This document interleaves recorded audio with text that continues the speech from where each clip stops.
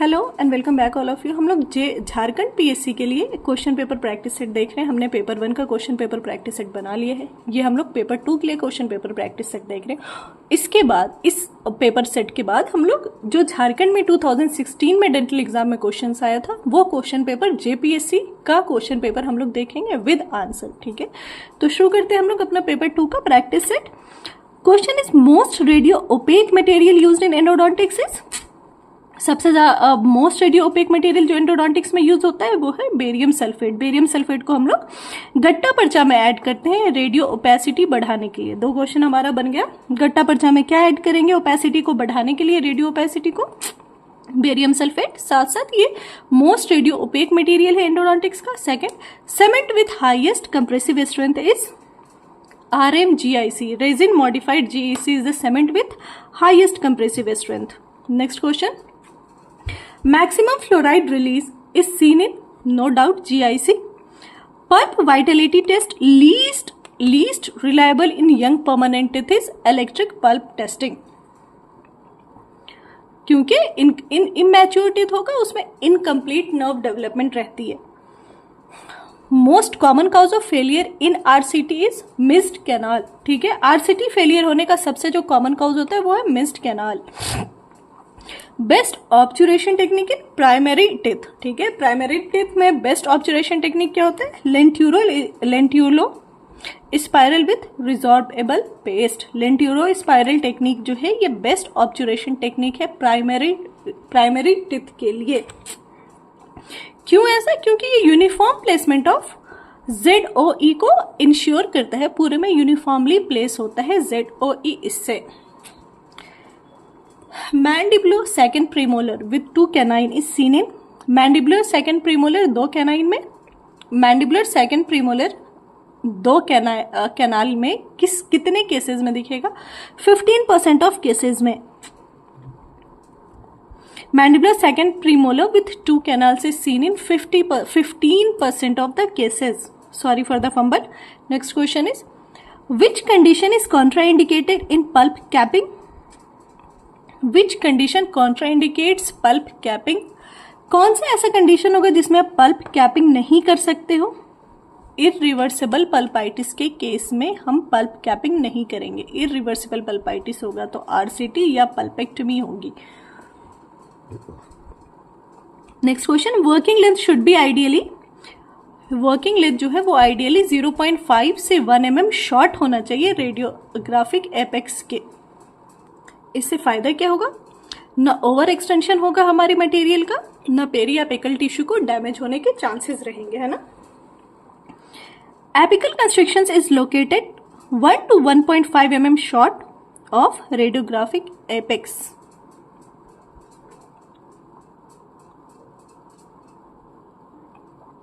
Best treatment for Ellis class 3 fracture is RCT and post core. Ellis class 3 fracture में आप RCT और post core दोगे। ठीक है, instrument motion that reduces debris for extrusion, instrument motion that reduces debris extrusion is push pull motion minimises apical extrusion. हम instrument अपना कैसे use करेंगे सो दैट डेब्रीज जो है जिसे हम क्लीन कर रहे हैं वो एक्सट्रूड होके बाहर ना चला जाए, तो पुश एंड पुल मोशन के थ्रू एपिकल एक्सट्रूजन बच जाते हैं करने से हम। Chelating agent used in endodontics, chelating agent जो एंडोडोंटिक्स में आप यूज करते हो EDTA, ये क्या करेगा? स्मीयर लेयर को रिमूव करता है और डेंटिनल ट्यूब्यूल्स को ओपन करता है। Chelating agent EDTA। Apexification material of choice is calcium hydroxide. Apexification के लिए मटेरियल ऑफ चॉइस क्या होगा? कैल्शियम हाइड्रोक्साइड होगा। It stimulates calcific barrier in immature apex.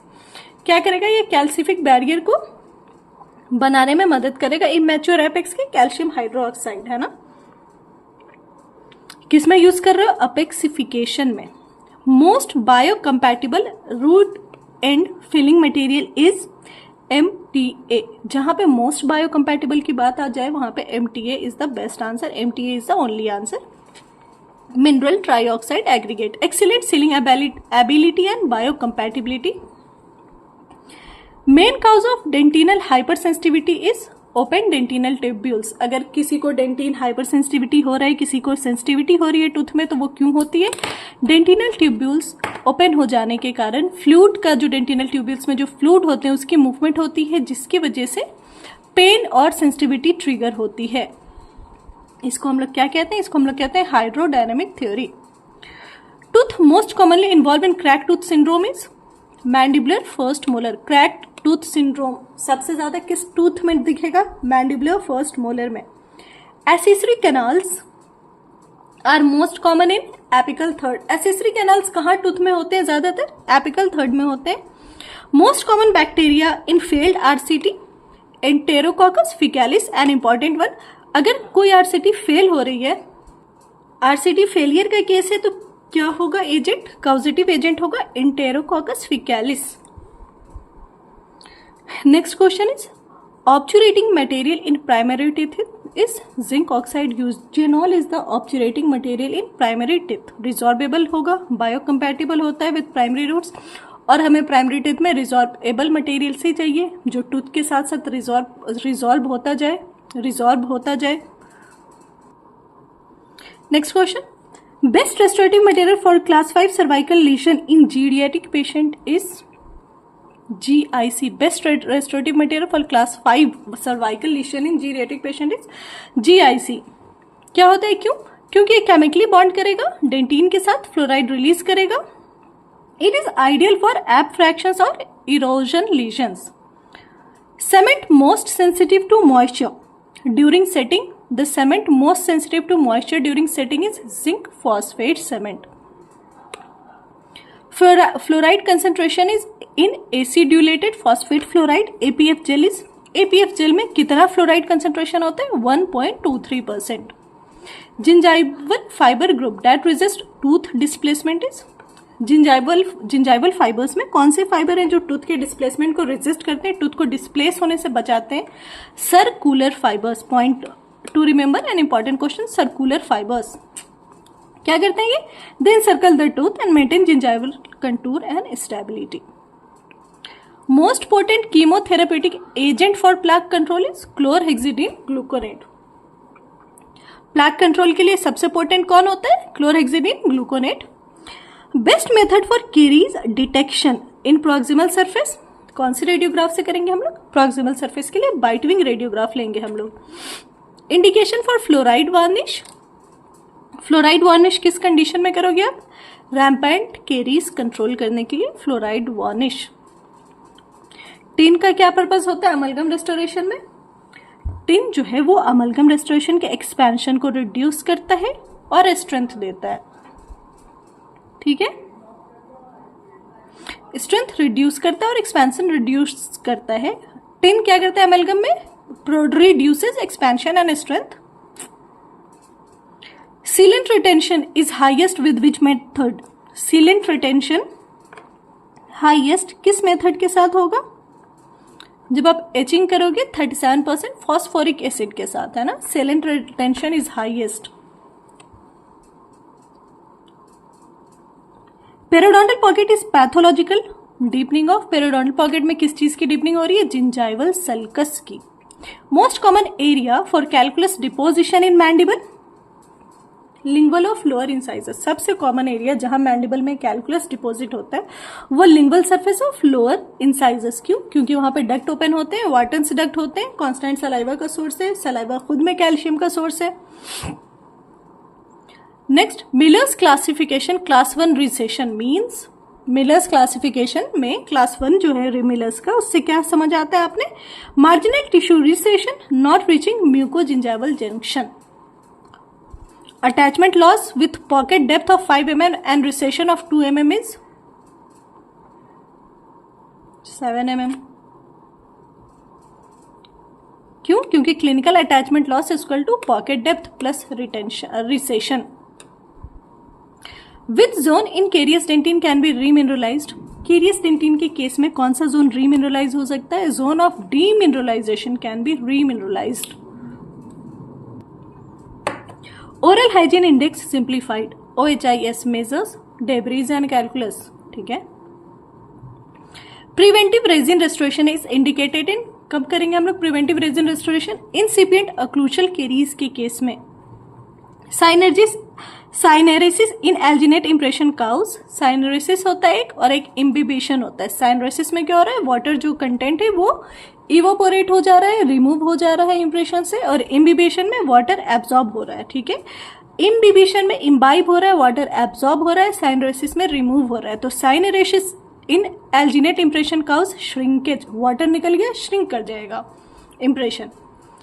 Loss of water from gel leads to dimensional change. Primary function of wedge in matrix placement is to prevent gingival overhang, इसलिए हम लोग veg लगाते हैं gingival overhang को prevent करने के लिए।